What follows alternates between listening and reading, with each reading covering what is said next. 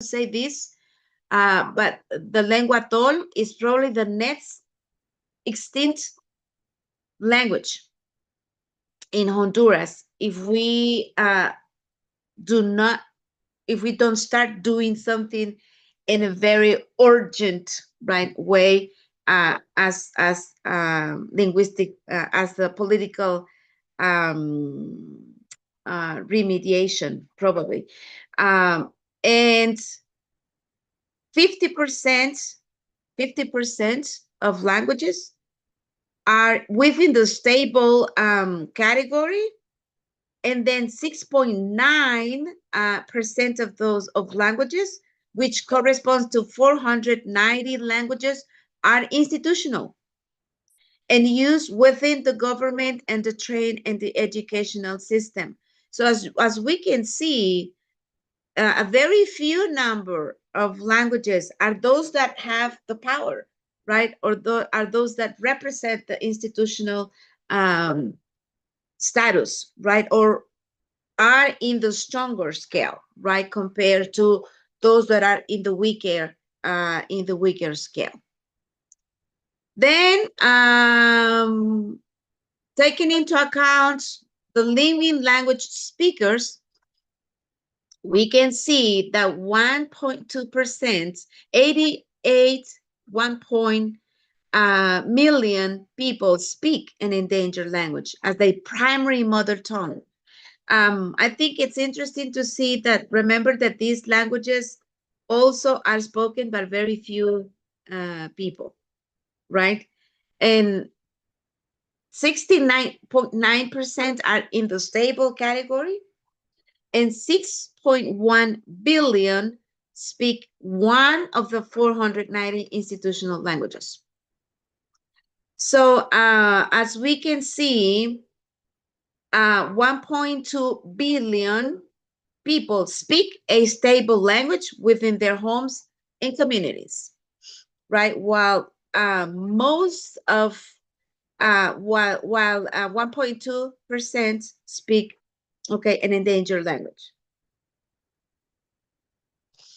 Okay, another classification that Ethnologue give us is the digital divide between languages, and instant access to health information and education, career opportunities, news, social interaction, entertainment, communication tools, and digital content of every conceivable kind is accessed through the mother tongue.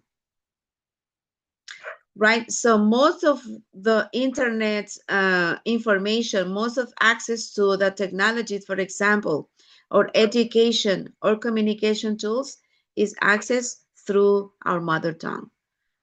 In our case, that we are in a bilingual platform or multilingual platform, we shift right into the English language for access to most of the communication and entertainment and digital content, and Spanish, of course.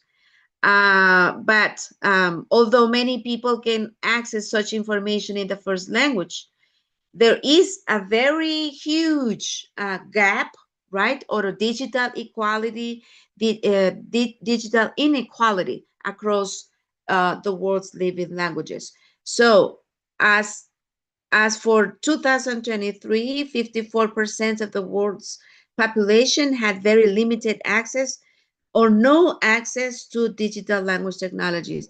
So I think it doesn't take too much to conclude that those endangered languages or those languages that are threatened right now have no access, right, to technology or to communication at all. So we can see that the digital inequality, right, it's or can be probably one of the most important factors that make these languages very vulnerable, right? Or put the populations that speak these languages in very vulnerable situations, right? With zero or no access to information, or zero access to information. And as we can see also, the digital language divide, put languages into these categories of supported, unsupported, partial supported, or supported languages. And we can tell, right, that the stronger languages are those that have stronger support for digital divide, and the endangered languages or indigenous languages are the ones that, okay, fall into the weaker category or the unsupported um, classification in terms of digital language divide. Okay, I think that these facts are also interesting to discuss. The analysis of languages within digital language support categories. 32 languages are within the supported, okay, classification. Very few, actually, as you can tell. And then 108 languages are in the vital category, which means partial support. 456 languages are in partial support. 3,252 languages are in the partial least supported, and 3,277 languages are in the unsupported unsupported category, which means that they have no support at all, right? In the within the digital language divide. Okay. Um, Now, I think we have enough statistics right now, and we're getting into languages in Latin America and the Caribbean to get closer to our home. And according to the new Latin American Atlas of Languages in Danger, we got 38.4 out of percent out of 556 indigenous languages in danger of extinction in Latin America. Um, None of these languages can be said are safe in Latin America unless there are some countries that have made um, national languages official languages, which is a very interesting thing, right? Like in Paraguay, okay, that have made very strong support, right, for national languages, and they have national languages as an official language. And at least 66 languages of the region have fewer than 99 speakers. As I told you, in Honduras, for example, the lengua tol, el chortí, that has become an almost extinct or is almost extinct, have less than 20 speakers, 10 or 20 speakers. And there is an estimated of 42 million indigenous people in Latin America, according to the World Bank report. And the countries that have the largest amount of indigenous populations are Mexico, Guatemala, Peru, and Bolivia, which together account for more than 80% of the region's total, right? Out of 34 million indigenous individuals in Latin America. So as we can tell, Latin America is actually a very interesting intercultural um, continent, right? That I think embraces a huge amount of languages and cultures, and that makes of our continent a very interesting and diverse country in terms of indigenous languages. Okay, so some of the factors, now we can talk about some of the factors that affect the status of indigenous language in Latin America. And one of them is poverty, right? Poverty affects 43% of the indigenous population in the region. It is, I think, very interesting to see the most of the groups or cultural or linguistic differentiated groups or populations are most of the time excluded, right, from national participation and from decision making, with regard to education, employment, right, housing, health issues, and 24% of all indigenous people live in extreme poverty. And in Honduras, we can tell that, right? Being born to indigenous parents substantially increases the probability of being raised in a poor household, which most of the time limits the participation of young people that belong to indigenous communities. Uh, they have very limited access to education. Maybe they can make it to basic education, but with very difficulties. They can make it to middle education or secondary education. And superior education, we can tell it's an achievement, right? When they can make it to university education. Um, Most of the time, indigenous people are often relegated or pushed away from their land or territories and natural resources. They got very few of them got formal recognition, right, of their territories over their lands. I think Mosquito people are one of the few. Mosquito people are one of the few that have recognition over their lands, in that they are owners of their lands because they are organized in consejos territoriales, and actually they are officially the owners of the Mosquitia, and but it's not the same reality for the other people, right? What other people have very few or very little recognition over their lands and territories and natural resources, and actually they're taken away from their natural resources, uh, and then pushed away probably to the smallest amount of land and territory. And they often lack also um, public investment in basic services, infrastructure, and face multiple barriers in terms of formal economy, access to justice, and participation in political processes and decision making. Well, the colony also has made of these people um, has excluded them from participation in national politics and education.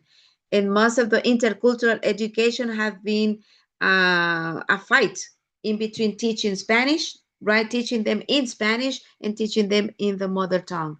And even though in Honduras, we got also the intercultural bilingual education, which is the right for indigenous people to be taught in their mother tongue. In the practical, right, in reality, there has been very little impact of intercultural bilingual education because because sorry.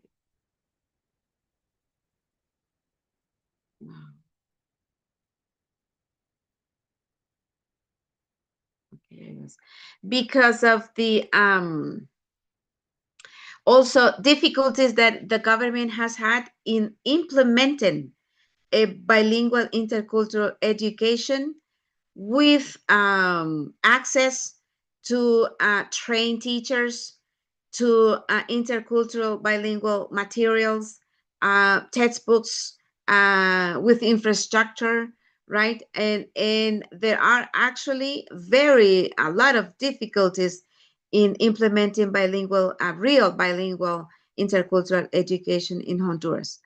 Um, the inequality and exclusion has made indigenous people more vulnerable in the last decade and in the last 5 years because of the impact of the climate change and the pandemic, okay, which has made also these communities more vulnerable, okay, in front of climate change and natural disasters. Okay, in Honduras, we can talk about um, seven indigenous groups, and I'm going to talk very quickly about the situation, the status of each of them before going to the final part of the presentation on the actions on the side of the university of the UPN in terms of revitalizing languages. In Honduras, we got the Chortí language, which is the Mayan language, which is critically endangered or almost extinct. And it says that Chortí has 10 speakers, right, so far. And this language is becoming almost extinct, right? I don't know exactly if there might be 10 speakers or less than that, but the current situation of Maya Chortí is that is in very critical situation or status. It's becoming almost extinct. Garifuna, which is a threatened, it's considered or categorized as a threatened language, is spoken by 98,000 speakers. Is one of the most strong of the strongest actually languages spoken in Honduras because of the Garifuna community, which is the largest one, and also because of the somehow, even though younger Garifuna people do not speak the language, but because of the amount of speakers, is one of the most is one of the strongest. And also there is some actions, educational actions and political actions in order to revitalize Garifuna language in Honduras. And the Tolupan, as I told you, the Jicaque language is critically endangered and is probably becoming moribund if there is no any action taken to revitalize this language. There is about 300 speakers reported, but that was in 2007, right? And right now, I think it's less than that. It might be less than 20 speakers, probably, or 30 speakers in the Tolupan people. The Lenca, which is already extinct, it was already extinct, is declared, it has been declared an extinct language. However, this is a very interesting fact that there is about 300 to 594 semi-speakers, and it's a debate right now that Lenca is being spoken by these people. However, it has been declared extinct already. So I think it is a very interesting language to document right now, and I think it is a very interesting opportunity to do linguistic research, right, about lingua culture in terms of um, identifying the status, right, of these speakers, and in terms of the type of language that they are using or that they recognize as Lenca, right, in these days. Miskito language, which is also considered to be threatened. It has about 29,000 speakers in Honduras out of 80,000 ethnic population. By 2013, there is, I think right now, about 90,000 speakers. The Pech language spoken in the area of Olancho, Dulce Nombre de Culmi, is considered moribund right now. And the Tahuaca, that is being probably taken away or subsumed within the Miskito language, okay, or culture. Those are our most important languages in Honduras. And the disappearance of languages such as Lenca, Chortí, and the critical status of some other indigenous languages in Honduras represent a great loss of linguistic heritage for the country. So I think Honduras should have a very strong politics, okay, with regard to taking care of our indigenous languages, because we're going to lose, if not most of them, at some point, all of them, right? But I don't want to be that negative, but we need to do something, okay, about these languages. Irreversible loss of a unique word. When we lose a national language, we lose a great deal of linguistic heritage. We lose a great deal of cultural values, uh, spiritual practices, and ancient knowledge accumulated over generations. Also, this diminishes the collective human heritage we have and the unique perspective to okay, global understanding. Also, the marginalization of indigenous languages can have a profound effect on students' cultural identity and also self-esteem. And also, that's why it's becoming more important that the English language teaching forum brings into account the importance of taking into consideration the native language, the mother tongue of our students into the classroom because of, okay, the cultural identity, self-esteem, self-determination, right, in terms of the classroom. It doesn't get any conflict with the teaching of English, right, to take into account students' mother tongue or cultural um, identity. We can talk about some revitalization initiatives. It's important to mention that there is una subdirección de educación de pueblos indígenas y afro-hondureños that is part of the Secretary of Education. And the responsibility they have is developing educational materials in indigenous languages and training teachers to effectively deliver these programs. At the UPN, we have had as part of the special programs department, the intercultural bilingual program, right? That right now it's right in a transition period, right? But this program has made an important initiative or impact in terms of publishing educational textbooks and materials, especially for the teaching of Miskito language. In this sense, the National Pedagogical University has republished, okay, the Diccionario Misquito by Danilo Salamanca, a Nicaraguan linguists that have um, researched about the Misquito language for a long time, for more than 30 or 40 years. And the Universidad Pedagógica has taken this production, this um, linguistic production as a very important part of the intercultural program. And we have republished the Diccionario Misquito, La Gramática del Misquito, and very recently, La Guía de Trabajo para la Enseñanza de la Gramática de la Lengua Misquita, of which I'm the author. But this has been a team effort, right? An intercultural team effort at the UPN with the help of Mosquito students from the UPN, from the Teaching English Language Program, that are now English language teachers and academics.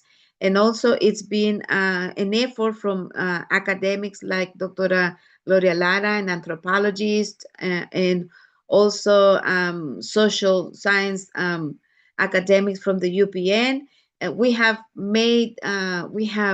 developed this text in terms of providing guidelines, general guidelines for the teaching of the grammar of the Miskito language for 7th grade. So I think these are very important initiatives for revitalizing indigenous languages that it becomes a very important, a fundamental part of the university to produce textbooks to teach national languages in order to revitalize, in order to promote and also to prepare, right, native speakers in the languages so that we can start generating, right, more interest or more awareness in terms of the importance of learning these languages. And finally, we can tell that it's mandatory for university education to respond to the international treaties and laws, because there are tons of treaties, tons of laws, right, at international level that are intended to preserve, to revitalize, to protect cultural diversity and linguistic heritage. But in the practical, in the reality, we do very little. So it's important to respect all of these references, all of these laws, right, and put them into practice in order to maintain indigenous languages around the world.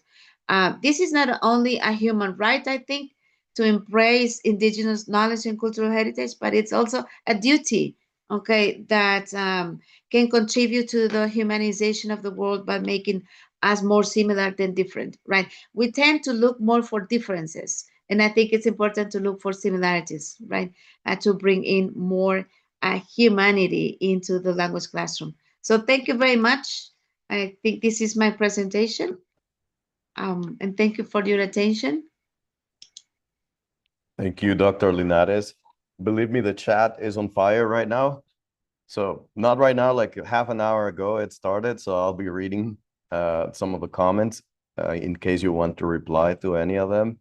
Mr. Ramon Romero, the coordinator of our career in Nakaome, started saying analyzing languages is always interesting and a relevant thing to do.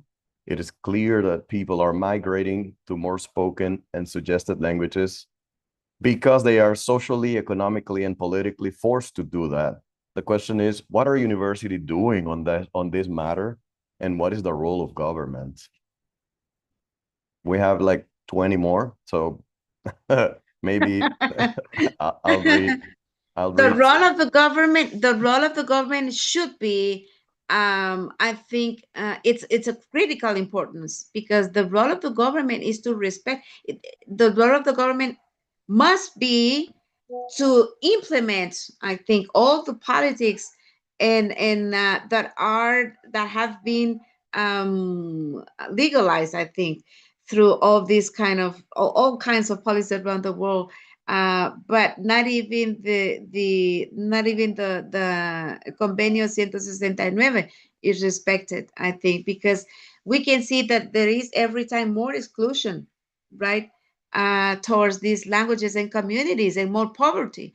I mean, what we can see is that there is more poverty every time, right? Even though there is a very huge work in terms of awareness around the world and in terms of human rights, right, towards indigenous languages, we can see at a national level that there is less concern about the situation that they are going through. And there is more awareness every time of the importance of taking into account the knowledge, all the knowledge that we can gain through indigenous languages to preserve, right?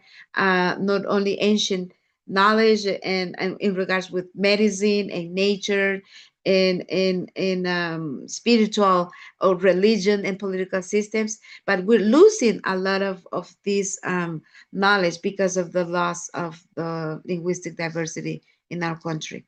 But the role of the government should be of great concern in terms of applying the intercultural educational model of education, implementing training for bilingual, for intercultural bilingual teachers in the mother tongue. We should have trained teachers. We must have trained teachers for teaching Miskito language. We must have trained teachers for teaching Garifuna. We must have trained teachers for teaching Pesh, right? But the situation is that politically it's not a concern for the country. Totally agree, Doctor.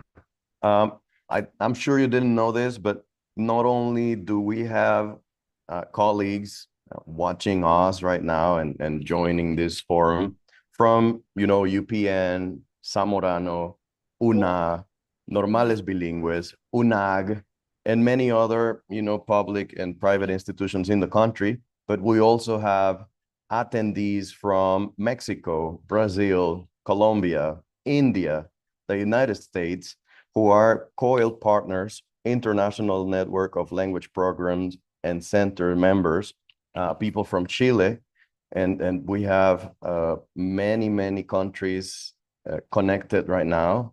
So greetings to all of you. Thank you for attending this forum. Your presence here is very important, and we're happy to connect with you via online. Next comment, Mr. Navas, Yuri Navas from San Pedro Sula, our career coordinator there, says, good morning. At least in most countries in Latin America, natives were not almost exterminated as in countries colonized by other Europeans or Europeans other than Spaniards. Carmen reminded the participants to write their names on the chat and keep their cameras on in case you haven't done it. It's a good time to do it. Mr. Romero asks if new languages would rise and what are the possible factors that would trigger that. And Teresa Guevara says, maybe not new languages, but we can see languages immersion as Spanglish or blends or mixes from different languages. You know, there's Franglish, French and English, and Frespañol, like French and Spanish. So yeah, when two languages collide, I think they start mixing. It's interesting to research. She says, um, Alma Delia Garcia Reyes says, language death can be fast when children are taught to avoid using their parents' language. Yeah, definitely. Sandra Alvarado says the consequences of language lost are unmeasurable. We lose their culture, traditions, and entire cosmovision, as you were saying, yeah, at the beginning of your presentation. Rocio de la Paz Zamora says at UANL in Mexico, we have a beautiful class called Tradición Intelectual Hispanoamericana, where we analyze what's happening with our identity, language, culture, beliefs, values, etc. Mr. Nava says some people prefer to speak official languages instead of vernacular tongues because they feel more integrated. Miss Teresa Guevara says less excluded also. Some think they are the weird ones, yeah, the odd ones. Um, Thank you, Dr. Linares. Mr. Navas says. Ms. Dalia Mejia also thanks you. Claudia Morales. Dr. Gloria Ulloa says, once a language is lost, land, culture, and traditions also go. Laura Robles, ELT teaching programs must emphasize the importance of students' diverse linguistic backgrounds, especially in cities like Monterrey, a northern Mexican city that welcomes many immigrants into its public schools. Dr. Ulloa says we should make sure that our classes teach respect for linguistic diversity. Sandra Alvarado at Santa Rosa's Regional Center, we are doing some actions to work with our Chorti community in order to preserve their oral legends or oral traditions. Mr. Joaquin Medina, those who run the universities which have gradually become politicized are not very interested in this issue. Many professors may be interested, but support from the government and the authorities of our universities is essential. Um, we have just a few more to give you a chance to reply. Karen Balberth says preserving dead languages is not just saving words. It's about honoring identities, histories, and ways of seeing the world. Mr. Jaime Mejia Mayorga, one of our presenters yesterday, en Spanish, para que sea más accesible. Si pensamos que no es nuestra responsabilidad, pues estamos mal, porque sí lo es. Estos son nuestros idiomas también. Y la educación intercultural bilingüe debería de ser pareja para todos, lo cual nos daría la oportunidad de aprender estos idiomas también. Y bueno, Mm, no solo hemos perdido idiomas, sino también verdades eternas, como reconocer que nacemos en tierras indígenas y que nosotros también somos indígenas y tenemos acceso a la indigeneidad. El trabajo o la labor en relación a las lenguas indígenas es un trabajo de descolonización, reconciliación y sanación. Nos toca desaprender y aprender, reconocer los daños que nuestra familia y ancestros han experimentado y buscar las maneras de sanar colectivamente. Y así como se habla de extinción, también se puede hablar de restaurar y reclamar. Muchísimas gracias. Camo, gracias en Chorotega, dice Mr. Mejía. Mr. Paul Stockins, each ethnic community must fight to save their respective language and use it in the home.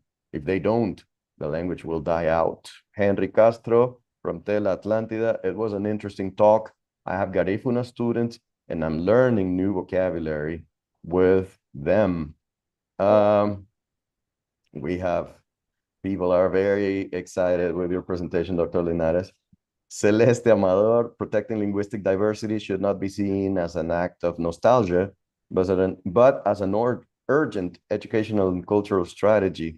Every language holds a unique way of understanding the world. By integrating them in our programs and classrooms, we are not just preserving words, we're preserving knowledge, collective memory, and mhm. future possibilities for next generations. Maritza Garcia, ENEM SLP Mexico, not only having well-prepared language teachers, but professionals who can promote interculturality so that endangered indigenous as well as world languages can share land and time. And Mr. Paul Stofkins, my parents never spoke their native language to me as they wanted me to speak the national language, but not be disadvantaged at school by having a weak national language. We have 2 minutes, Dr. Linares, and we would like to hear some closing remarks from you. Thank you. Thank you very much. Very nice comments, very nice points of reflections, I think. And I think one of the things that it's coming out, it's popping up from the messages and the reflections is that an English language teacher is not is cannot be an English only language teacher in the classroom anymore, but an intercultural teacher is a teacher that it's becoming, I think it's becoming every time more important for us as an English teacher to be aware of the cultural diversity that we have into the classroom that we sometimes avoid and try and don't take into account because we focus right on English language and the culture, right? And most of the time impose this culture upon the students' own identity, and we forget that sometimes our students are treasures that they embrace, that they have, they bring into the classroom. Such an interesting treasure when they come from these linguistically and ethnically differentiated communities. And sometimes we forget that we can bring into this all this richness into the classroom, and we can also, as English teachers, learn from them. I think, as Jaime pointed out, that we can also learn and gain so much knowledge from them by learning vocabulary, by learning traditions, by learning as values, by learning about and bringing into the classroom this plethora, okay, of knowledge. I think it would be more even interesting for us. I think it will be even more fun if we bring all this knowledge, if we embrace this cultural knowledge and languages into the classroom. So that would Thank be my you. final remark. Thank you very much, Dr. Linares. It's been an interesting presentation. It's been a very strong reflecting point for today's, starting moment. Please remember that at 9:35 we have Dr. Deborah Suarez with the future of language teaching, and after the break we will have Dr. Danny Glick with AI and digital humans. So thank you very much for attending this first session. Thank you, Dr. Linares, Thank for you very your much. beautiful presentation. And Thank you. see you in a few minutes. See you. Thank you very much.